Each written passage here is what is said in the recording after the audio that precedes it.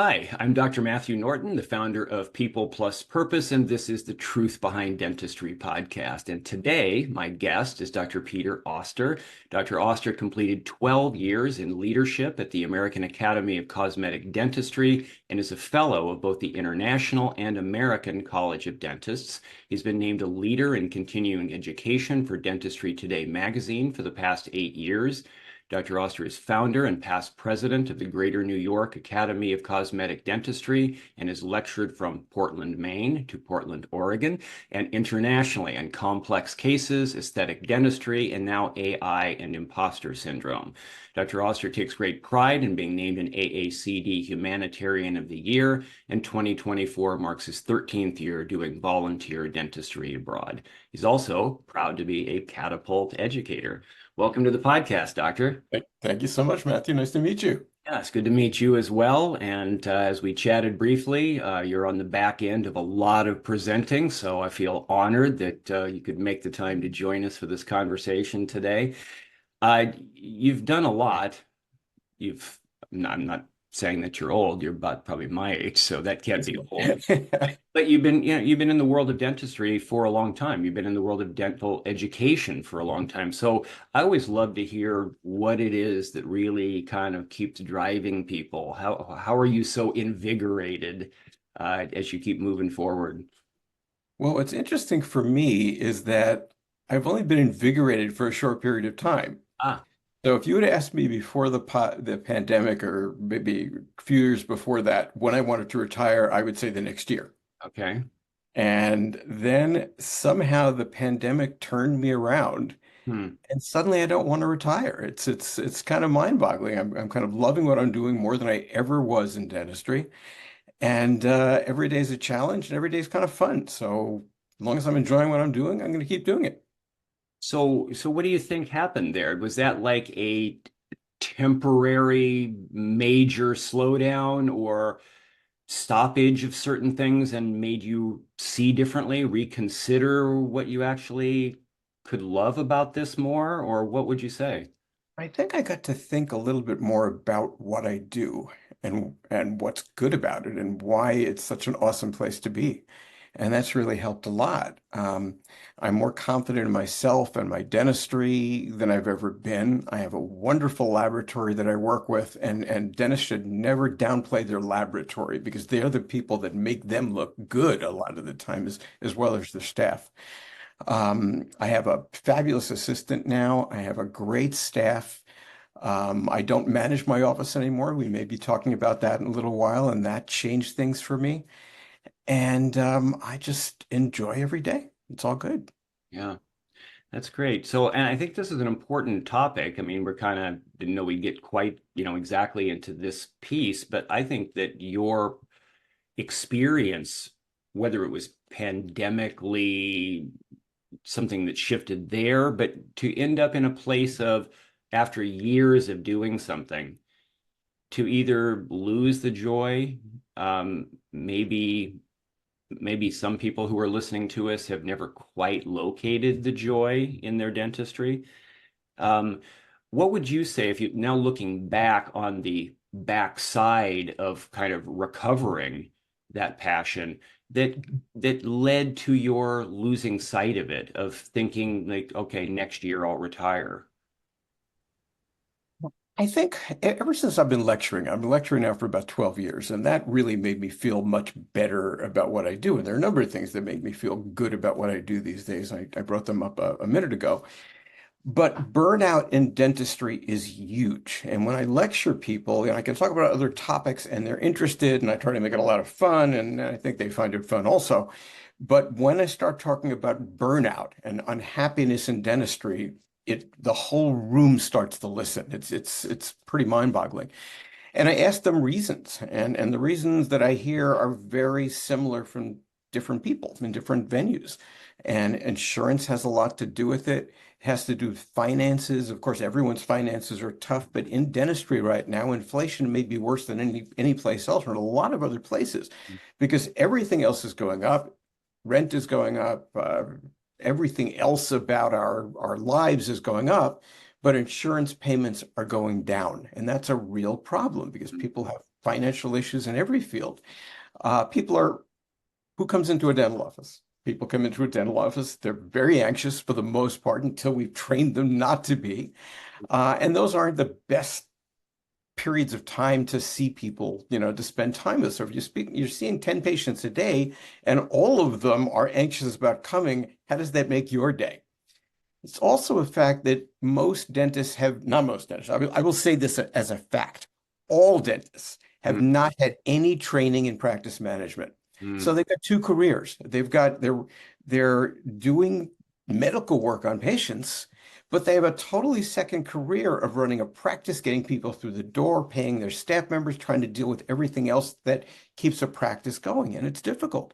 And then on top of that, dentists have the same lifestyle issues that other people may have. It's funny, I'm moving my hands around. I do this all the time, Yeah, yeah, but I do it online also. Because like everyone else, dentists are caregivers. They're involved in the sandwich generation, and they have to deal with their parents, they have to deal with their children.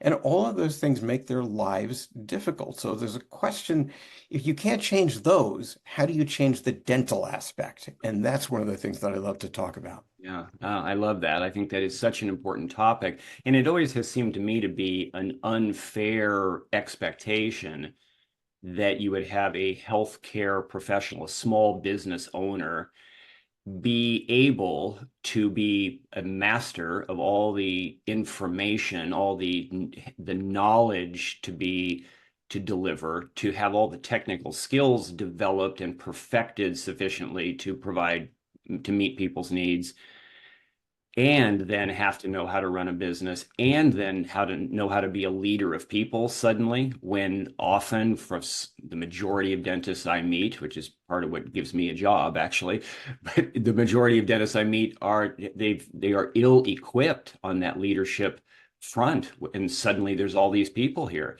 and that wasn't their nature, their style a lot of times, which is part of why maybe they drove them into dentistry, not into some more people-oriented task. So it just seems like too much. And then doctors are having to find those answers, like you say, in some sort of management assist. Somebody else has to come alongside and help. I mean, what are your thoughts on the difficulty of that? I totally agree. So when I was in dental school, there was a war between the clinical people and the didactic people. Mm, And so they put two courses out there for most subjects. So there was a course called periodontal disease, which is for the the didactic people. For the clinical people, there was a course called periodontics. Periodontics and periodontal disease were virtually identical. And there yeah. are two other courses like that. There was a course about cavities and another course called cariology, which is what? Cavities. Right. Meanwhile, you know how many courses I took on practice management? Zero. And when I ask students now who went to school years later than I do, it's the same thing. There isn't a single dental school that I know of, maybe there's one that I haven't found, that teaches people how to deal with time aspects, how to deal with the staff, how to deal with all the other things we talked about before. Yeah. Yeah. It's just hard. So And the answer, I'm sorry, the answer to your question is yes, you need help. One of the things that I learned maybe too late in dentistry was to bring a practice management person into my practice, and that made a big, big difference. And I recommend people do it in your 30s. Don't do it in your 60s. It makes a huge, huge difference as to how you feel about what you do and what you accomplish. Yeah. So probably doing something like that, coming back to what we're talking about a minute ago in terms of burnout and just generally being unhappy with where you are in your practice, is the thought that by doing something like that, that might be a preventative measure as far as getting to that place of unhappiness and burnout from your perspective? Yes. Yeah. So when I give these lectures, I tell people that there are things that you need to do to make yourself feel better about your practice and your life. One of the things that's a problem, we talked about insurance a minute ago, and one of the things is if you can possibly go fee for service, it hurts badly for a Mm. while. It may take 2 years, may take 2.5 years. Mhm. But if you have good relationships with your staff and your patients and everything else, it makes a huge difference because you don't want insurance companies determining what you do. You want to decide it yourself. Then Yes. there's the staff aspect. And everyone has walked into one of those offices where you walk in and there's one person that you're dreading seeing that day. Hmm. And we all have. Every dentist I know of has, and of course it's in other fields too. And my thought about staff is that if you have good staff members, you want to nurture them as much as you possibly can. You want to thank them for what you do, what they do. You want to take them to different continuing education courses. You want to send them notes. You want to do everything you can to make sure that they're comfortable. But for the people that ruin your day, for the people, if you wake up at night and you're thinking of this person and maybe she's going to be or he's going to be the one person you see when you walk through the door, you don't need that person. I mean, the answer is termination. And that's also the answer to difficult patients. And each of us go through a day, usually it's what we call a full moon day, where we have a group of patients that are just really, really difficult. And they're trying to cut our fees down and they're just nasty to us or to our staff members. And the answer is the same. And that's don't wait. Terminate that patient. Doesn't matter how much money they give you. The fact is, if they mess up your life, you don't want them with you. Yeah. And it goes also for procedures. If there's a procedure that you hate to do, and there's usually one, for me it was dentures, Hmm. and which could be because they forgot to give me the course on dentures when I was in dental school too, but that's another story. Um, but yeah, I mean, your life in the office is more hours than your life outside the office. Hmm. And you spend more time with those people and doing those things than anything in your life. So if you can wipe the negative out of the office right from the start, that makes life better. Yeah. Should I give you more or Well, I'll comment on that for a second, okay. and Yeah. I guess you can. Yeah. I think that, turnover comes up a lot of times these days in conversations. And I have some practices that the doctor will tell me, I don't have a turnover problem, but it'll be the other T that ends up coming up of the toleration problem, which is really what you were Yes. speaking to there. I mean, how much do any of us in our lives, how much have we tolerated things for too long? Those things, like you're saying, whether it's a person that we have something unresolved with, or that we're just not a good fit in our lives together, or like you say, the procedures. I think that's really important too, to give yourself permission to not feel like I have to do this or that. That's what's expected of me. Right. Like the older I think we get, it's like, who cares whether that's expected? I mean, that's not what I want to do, and I can't thrive if I'm doing stuff all the time that I'm not wanting. So I think that's so important what you shared. So go ahead. What else comes to mind when you think about preventing burnout? Well, And one of the major things that changed my life in dentistry was getting better at it because I was uncomfortable with every procedure I did. I just didn't feel comfortable in dental school, didn't feel comfortable, let's say 15 years after dentistry. And then I decided that I either had to get out or get better. There was no other choice. yes. So for me, it was the Dawson Academy. And when I spent time with Pete Dawson, it changed my world.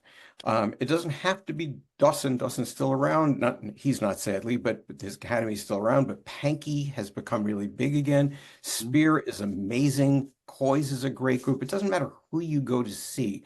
There are really terrific centers out there to get your dentistry better. Then for me, the next step was to get better at cosmetic dentistry. And as you said, I got involved with the American Academy of Cosmetic Dentistry. And the amazing thing about them is if you go to an annual session, you can take 10 workshops. And workshops are very different than just listening to someone speak.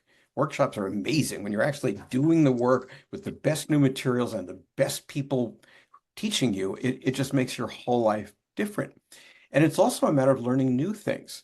So one of the things I lecture about now is AI. And we've gotten AI into my office, Mm-hmm. and there are positives and there are definitely negatives to AI as well. But it's fun. I'm learning to love it and love the way I use it in the office. And it's extremely profitable if you use it the right way and you don't listen to everything the AI tells you to do. The point is just to get kind of advice, like you have an extra person over your shoulder helping you, not knocking you down. and you use that to as a way to determine whether treatment needs to be done. And you don't listen to the machine. You Hmm. decide yourself, but the machine will give you ideas that you don't have. For those people who are thinking, yeah, that all sounds good, or it sounds good to keep learning, it sounds good to move into new technology, but how am I going to have the time to do that? Or I don't feel like I can afford to invest in new technology. I mean, what's your answer in terms of maybe the prioritization of that sort of thing and how to do it? Well, if you're burnt out, you have to do something. And in anything in life, you can't get somewhere without some kind of investment. And the investment can be money, it can be time, it could be whatever. So yeah, I mean, start small. Start by taking a couple of courses. That's what I did. And then I got so into the Dawson system and then the ACD system that I started going every year when I realized it was making me money as opposed to taking away my money. Yeah. And that makes a big difference when you realize that. But there's something very exciting about doing things that excite you, things that are new. Mm. And that's not only for doctors, it's for the staff also.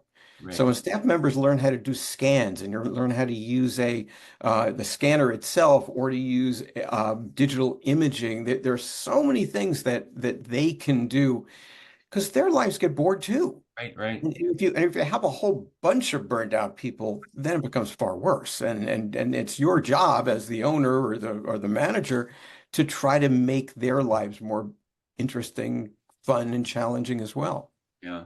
And it may take some time, right, for people to know exactly what will excite them, to go and learn new things, to test and sample a bit, right, to see maybe where you want to focus more deeply, to Oh, find where that absolutely. and those next things are, because probably not everybody knows.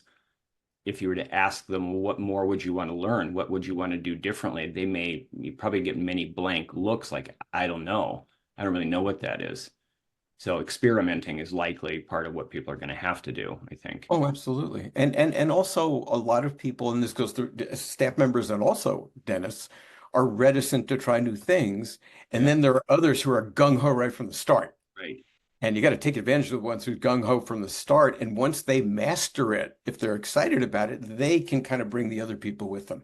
Yeah, that's great. I know you have focused somewhat on imposter syndrome, and then I'm thinking about what you said earlier about getting 15 years even into dentistry and not feeling super comfortable within all the procedures you were doing. Is there a certain amount of humility that um, vulnerability maybe that we need to address that's needed to be able to say, I am this far in, but I don't feel like I've mastered some things and I need to be willing to show up to learn this many years in. And in a sense, I'm kind of maybe admitting that I'm not perfect yet, even though maybe I should be by now. Or I'm certain those mental challenges have to be going on for people. What do you say to those things? Well, I can tell you how I felt, and now I ask people if they feel the same way. So when I first went to a Dawson course, I'm looking around and seeing people taking the notes, seeing people answer questions, and I'm thinking to myself, they all get it, I don't. Very seriously. Mhm. And I ask people that in my lectures, and it's hard. It's hard to get people to say that, and they kind of bring up their hand. It's kind of shaking, or they're bringing it up, and or I'll tell them to talk to me about it later, and then later people walk up to me and thank me for bringing that up because people don't bring that up to people, Yeah. and it's a lot of people. It really is, and again, the only way you can really feel more comfortable at that and feeling better about what you do is doing it Yeah. and practicing it and getting better at it. Yeah, and I think part of it is also hearing that there are that many other people out there who also may be feeling a little bit in hiding about the lack of comfort or feeling like they're masterful enough at particular things that they are selling to other people, that they're delivering to people, right? So I think that's the first thing, just to go, I'm not alone, and it's okay to go get some help to be better. And it's also, there are a couple of things that you can do as well. As a dentist, there are a lot of study groups out there. And Spear has a wonderful study group. Their Seattle study clubs are fabulous. And those are great because those are people who are trying to learn together. And yes, you're going to find people there who know more than you do. But the more you do it and the more you work with these people, the better you get. And you don't necessarily have to leave the house to do that because a lot of these groups are now online instead of in person. So that makes life a lot better. But what you can do is you can actually take cases that you're not ready to do or you don't know what to do. And you bring your models to, if you're doing it in person, bring your models, bring your photos, send your x-rays, and everyone can work together. And you realize that no, you're not deciding how to do this correctly necessarily. But once you hear 5 or 6 cases that are very similar, then you say, then the light bulb goes off. Yeah. I think that's so valuable because not only does the profession get caught in kind of a dental silo disconnected from other healthcare, which I think we're making progress in that with more oral systemic health connections and improving relationships maybe within the profession, but also connecting even with other related or other healthcare uh, professional providers to be able to see how we connect. So much is kept separate. There's hospitals and things within the more traditional medical model where there's more people together, but we end up in private practice where I'm kind of alone, or maybe there's another doctor with me or whatever. But now we're by ourselves having to figure out so much. So I think it's so important to find those bridges across one way or another. So I think the study clubs are amazing. I've had a partner throughout my entire career, actually I had 2 partners. One retired and passed away, unfortunately, and I've had another partner since then. And I can't tell you how much better it's been having another person nearby. It just changes everything. If you have somebody that you can ask questions of and play off of, and then it goes the other way, and then they're playing off of you, which is kind of cool. Yeah, yeah, I like that. I have some clients that are solo doctors in their practices, and sometimes they've struggled with associates and haven't been able to quite master that, or people have disappointed them in that regard, or they even tried to move towards partnering or even did, and then that didn't work well. And they end up back alone again as the solution kind of to protect against that. But I'm often finding myself wanting to encourage to try again and maybe be more, just to learn, take what you've learned from those experiences and let's see if we can reapproach that because there's such value in having more people on your team, I think, to bat stuff around. So I'm glad to hear you say that. One thing I've changed the way I lecture about, and it's almost shocking the way I've changed it. So for years, when I was lecturing about practice management and that sort of thing, I was talking about DSOs as if they're the absolute enemy of all of us. Hmm. And truly, there are a bunch of them who are the enemy of all of Yes, us, yes, but not all of them. right. So the rest of my story is my partner and I actually sold our share, the bulk of our share, our practice about 3 years ago. Mhm. Before that, I interviewed several different DSOs to see what their orientation was, what their direction was.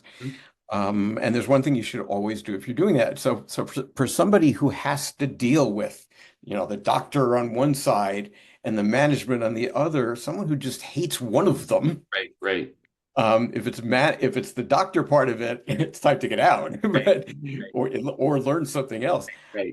But if it's the management side of it, you can think about potentially partnering. And if you find the right organization, it can be great. And I've been incredibly lucky. And it's what I looked for. I looked for a group that wouldn't change the laboratories I use, wouldn't change my staff members, wouldn't change the materials I use. All those things are important. Right, And you're going to find with a number of the DSOs that immediately, give it a year, then they fire everybody. right, right. And I know one that's actually local that fired all the hygienists because they weren't selling enough stuff. Yeah, yeah. And that's different. But if you can find one that really respects the doctor and understands what the doctor's there for, it makes a huge difference. And it takes that 50% of burnout out of your head. Yes. I'm glad. And that's what I did. That's what I didn't tell you before. That's one of the major things that changed Okay. my feeling about retirement. Yeah, Yeah. that's good. I'm glad you shared that because I think there are many generalizations that we make, and kind of the full demonization of DSOs is one of those where we've lumped them all together. And I think you're right. There are some that are definitely the culture is going to be completely shifted, and therefore I don't want to take the risk. I don't want to go there. But I not too long ago interviewed one of the co-founders of a DSO that was recommended to me by a doctor who had that had sold his practice, and then he was staying on as a coach actually with new associates. And I said, well, I would love to interview him for the program if you could make that introduction. And I thought we had a great conversation, and I asked him those questions to help him share, for all the people who have a certain perspective that's a kind of anti-DSO. What would you say about this or that? And I thought it was quite enlightening. And I know that there are others because I've had people specifically tell me of their positive experiences. So I think it's It more of also an answer than many people think. it also depends who runs it.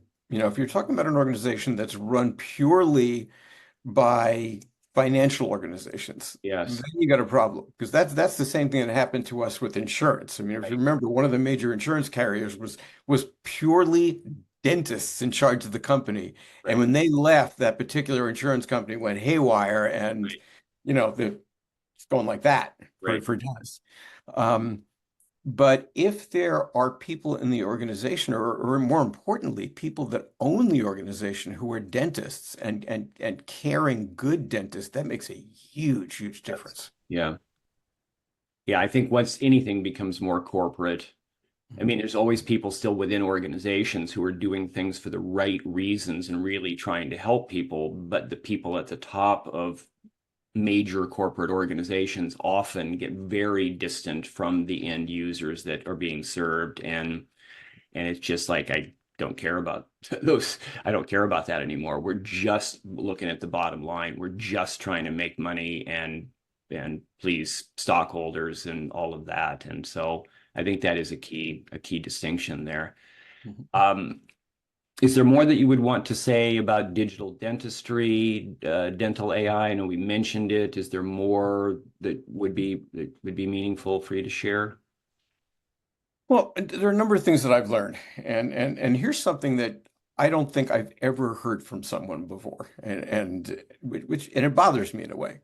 Okay. And that's that digital dentistry. And when I'm talking about digital dentistry, I'm talking about, I don't want to use company names, but I'm talking about making your own crowns in house. I'm talking about scanning everything as opposed to taking impressions. One of the labs I use is a fabulous laboratory.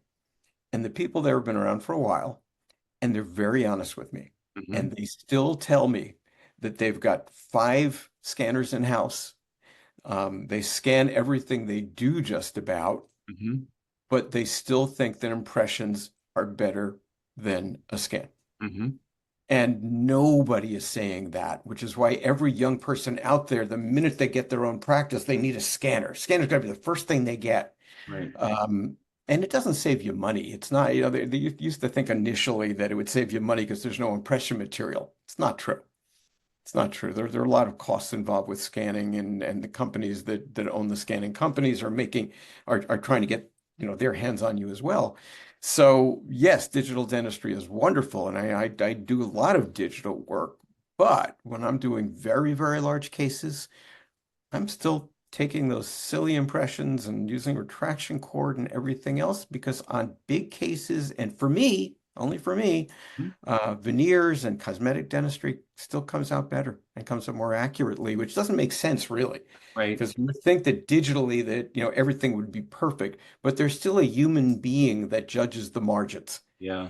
And if that human being isn't judging that margin well and judges impressions better, then what's going to happen? You're going to get a better case from impressions. Right. So it's still the same. As far as AI is concerned, one of the major uses of AI, there are a couple of companies out there that do this. Um, I call this 500 shades of gray. And our eyeballs can see between 50 and 55 shades of gray, and that's it. Hmm. Nothing to do with the movie or the book. Right. But a computer can read between 500 and 600 shades, Mm. which means they can catch things if the x-rays are good that we can't catch. And that's very, very important to be able to use these products. The x-rays have to be good. There can't be overlap, but if the x-rays are good, you're going to get a far better diagnosis, a far more consistent diagnosis than what the guy next door is going to do if he's honest. And that makes a big difference because still we have people who are thinking that, you go to one dentist, they're going to give you a totally different treatment plan than five other dentists. And I show that when I give my lectures. And I ask them, what would you do? What would you do? What would you do? And I would see differences in the fees they charge between 300. Oh, this is a crazy one. And that's that there was a study that was done that showed a bunch of people looking at the same x-rays, a bunch of different dentists.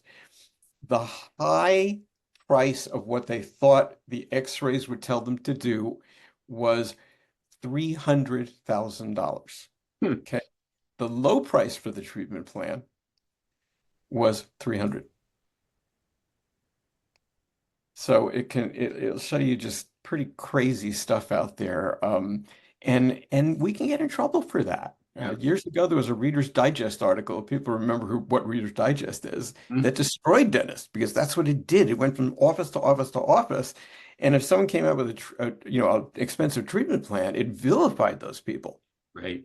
They might not be wrong, Right. but but anyway, the benefit of AI is consistency, and I think it's getting better and better as time goes on. And it's amazing how fast it's kind of revolutionizing dentistry.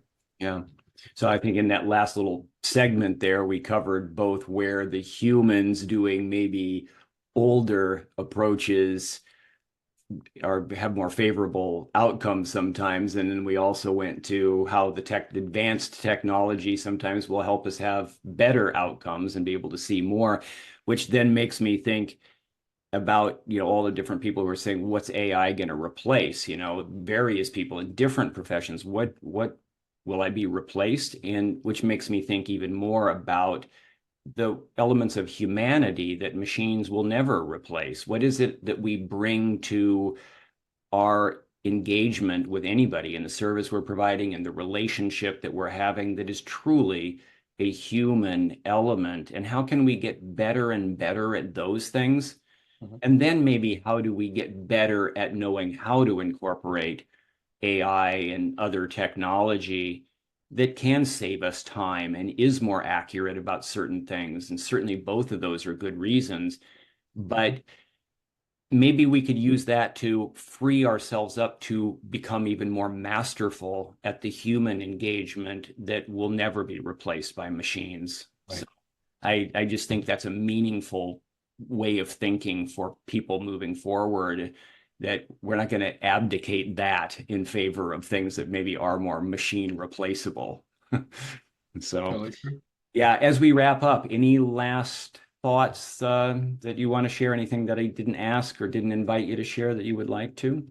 Well, back to the burnout thing, just one more major thing, and that is keeping yourself together. And that means eating good things and having a decent diet because that makes a huge difference in how you feel at the office. Um, Exercising is huge. Stretching for dentistry is gigantic. There are companies that make chairs that are really good for ergonomics, and that makes a gigantic difference in what you do. There are loops now that are ergonomic, Hmm. so that you're not looking down, you're not bending over on patients all the time. All of these things are benefits that can, because if you don't feel well and your body doesn't feel good, it affects everything. Yeah. That's good. Thank you for that. I think that's often overlooked, so appreciate that input. Well, I've so appreciated the conversation. I love when there's history and therefore wisdom that people bring. And so I think there's a lot of wisdom in what you shared and understanding from your journey as to what other people are potentially up against. So I appreciate you taking the time to share that today. For those who would like to know more about what you're doing, get in touch with you, participate in some of your work, what's the best way? You can always use my email address, which is pretty simple. It's Dr. P. Auster, so it's DrPAuster at Gmail. Okay, great. Thank you for your time. I appreciate it. Thank you so much. Yeah, absolutely. So thanks everybody for watching. This is the Truth Behind Dentistry podcast. I've been with Dr. Peter Auster. We so appreciate you watching. Please tell your friends, please subscribe so we can keep inspiring great people like Dr. Auster to join us and have great conversations like this. So look forward to seeing you next time. Thank you.